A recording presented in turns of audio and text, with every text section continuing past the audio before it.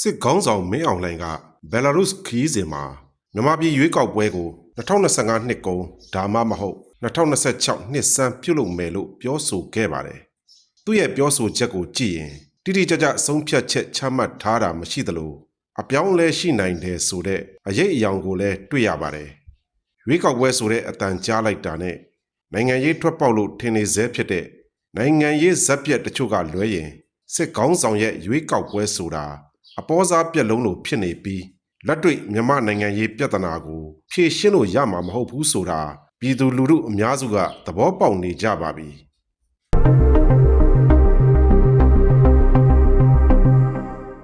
စစ်ခေါင်းဆောင်ဘယ်လာရုစ်နိုင်ငံမှာပြောခဲ့တာကိုရွေးကောက်ပွဲဝင်ဖို့မှတ်ပုံတင်ထားတဲ့ပါတီတွေကတော့ယုံကြည်ပုံမရပါဘူးစစ်ကောင်စီရွေးကောက်ပွဲကော်မရှင်ကလည်းထုတ်ပြန်ချက်ရေရာမထုတ်ပြန်နိုင်တဲ့အပြင်မြို့နယ်100လောက်မှာပဲဥစွာပြုလုပ်နိုင်မယ်လို့ဆိုပါတယ်လက်ရှိမှာတနိုင်ငံလုံးအနှံ့တိုက်ပွဲတွေဖြစ်နေပါတယ်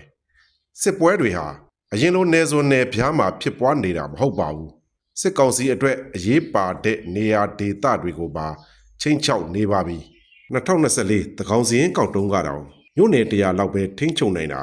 2026နှစ်စမ်းဆိုရင်မြို့နယ်ဘလောက်ကြံမလဲဆိုတာပြောမရပါဘူးအခုတော့မကွေးပြည်အေယာဝတီဒေသတွေကိုတော်လှန်ရေးတပ်ဖွဲ့တွေတစထက်တစထိန်းချုပ်လာနေပါပြီ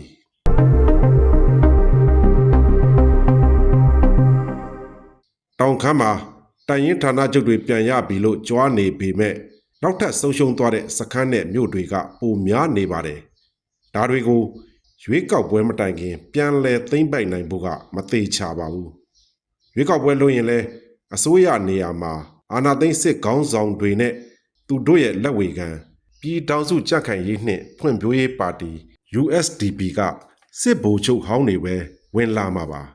ကြံတဲ့နိုင်ငံရေးပါတီဆိုတာကလည်းအိမ်ဖြည့်တာပဲရှိပြီးရွေးကောက်ခံရဖို့မလွယ်သလိုအစိုးရလည်းမဖွဲ့နိုင်ပါဘူးလွှတ်တော်နဲ့အစိုးရအဖွဲ့ထဲမှာအိမ်ဖြည့်ရုပ်ပြအဖြစ်ရှိနေပြီးအဲ့ဒီအစိုးရမျိုးဆိုတာကလည်းလက်ရှိစစ်ကောင်စီနဲ့ထူးမခြားနာတာဖြစ်ပါလိမ့်မယ်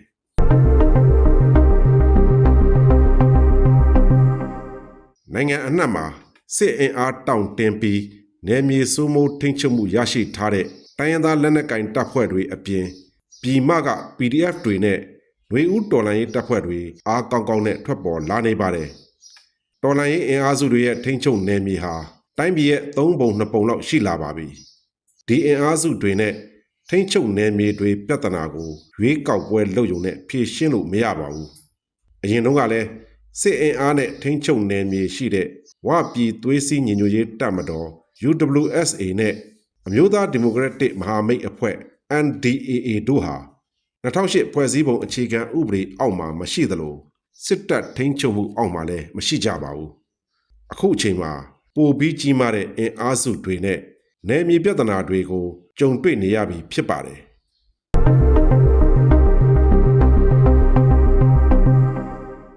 စစ်ကောင်စီလုံမဲ့ရွေးကောက်ပွဲကနေတက်လာမဲ့အစိုးရဆိုတာစစ်ကောင်စီနဲ့အတွင်းသဘောအရဘာမှထူးခြားမှာမဟုတ်ပါဘူးဒါပေမဲ့ရွေးကောက်ပွဲကနေတက်လာတဲ့အစိုးရဆိုပြီးနိုင်ငံတကာကိုလှည့်ဖျားဖို့နဲ့ရုပ်ပြကောင်းဖို့ရည်ရွယ်တာသာဖြစ်ပါလိမ့်မယ်အဲ့ဒီအစိုးရကိုအတိအမှတ်ပြုထောက်ခံပြီးဆက်ဆံမှာကတရုတ်ရုရှားဘယ်လာရုစ်၃နိုင်ငံပဲရှိမှာပါရွေးကောက်ပွဲပြီးမှနိုင်ငံရေးအပြောင်းအလဲလုပ်မယ်ဆိုရင်လဲမူဝါဒမပြောင်းပဲမြန်မာပြည်အပြောင်းအလဲနဲ့ငြိမ်းချမ်းရေးရဖို့မဖြစ်နိုင်ပါဘူးစစ်ကောင်စီဆွဲကင်ထားတဲ့တနိုင်ငံလုံးအပြစ်ခတ်ရပ်စဲရေး NCA သဘောတူညီချက်တွေကိုလက်ရှိစစ်ရေးအရပြင်းပြင်းထန်ထန်တိုက်ခိုက်နေတဲ့အဖွဲ့တွေကလက်ခံမှာမဟုတ်သလို NUG PDF နဲ့ຫນွေဦးတော်လှန်ရေးအင်အားစုတွေတိုင်းရင်းသားလက်နက်ကိုင်တပ်ဖွဲ့တွေသိမ်းပိုက်ထားတဲ့နယ်မြေတွေကိုစစ်ကောင်စီကပြန်လည်တောင်းဆိုနေတာလဲလက်တွေ့မကြပါဘူး2015တုန်းက AA ရခိုင် TNLA တအန်း MNDAA ကိုကန့်တို့ကိုလက်နက်ဆွလွတ်ခိုင်းပေမဲ့ NCA လက်မှတ်ထိုးခွင့်တောင်မပြုခဲ့လို့အခု10နှစ်အကြာမှာဘလို့အခြေအနေဖြစ်သွားလဲဆိုတာရှင်းရှင်းလင်းလင်းမြင်နေရပါပြီယနေ့အခြေအနေမှာဗန္ဒာရင်းနဲ့လက်နက်ခဲယမ်းထောက်ပို့မှုအားနေတာခေါင်းဆောင်မှုတစုတစည်းတည်းမရှိတာတွေကြောင့်တော်လိုင်းအင်အားစုတွေဟာစစ်တပ်ကိုလွယ်လွယ်အနိုင်မရဘူးလို့တွက်ဆနိုင်ပါတယ်ဒါပေမဲ့စစ်တပ်ဟာ လေကြောင်းဒရုန်းနီးပညာလက်နက်ကြီးပစ်ကူတွေအားတာပေမဲ့လည်းဆုံးရှုံးနယ်မြေတွေကိုမြေပြင်တပ်တွေနဲ့ပြန်လည်သိမ်းပိုက်နိုင်တာမရှိတဲ့အပြင်နိုင်ငံအနှံ့နေရာစုံကနေတောက်လျှောက်ထိုးစစ်ဆင်နေတဲ့တော်လှန်ရေးအင်အားစုတွေကိုဟန်တားဖို့ခက်ခဲပါလိမ့်မယ်။ယနေ့မြန်မာပြည်ရဲ့အခြေအနေဟာ2021စစ်အာဏာသိမ်းလိုက်လို့ဖြစ်ပေါ်လာရတာပါ။မျိုးတော်လှန်ရေးတပ်ဖွဲ့တွေအများကြီးပေါ်ပေါက်လာရတာကလည်းစစ်အာဏာသိမ်းခြင်းကြောင့်ပါပဲ။စစ်ကောင်းဆောင်မင်းအောင်လှိုင်ဟာစစ်အာဏာသိမ်းပြီးတဲ့နောက်ခြေလွန်လက်လွန်တွေလုတာများလွန်းလို့ဗိုလ်နေဝင်းဗိုလ်တန်းရွှေတို့လိုအရှင်ထွက်နိုင်တဲ့အခြေအနေမရှိပဲစစ်တပ်ကိုချုပ်ကင်ပြီးသူနဲ့အတူသေတွင်းထဲဆွဲခေါ်နေတယ်လို့ဆိုရမှာပါ။ဒါကြောင့်စစ်ကောင်စီရဲ့ရွေးကောက်ပွဲဟာလဲမြန်မာနိုင်ငံရေးလက်တွေ့အခြေအနေတွေကိုဖြေရှင်းနိုင်မှာမဟုတ်သလိုမြန်မာနိုင်ငံရေးအကြက်အတဲအတွက်လဲ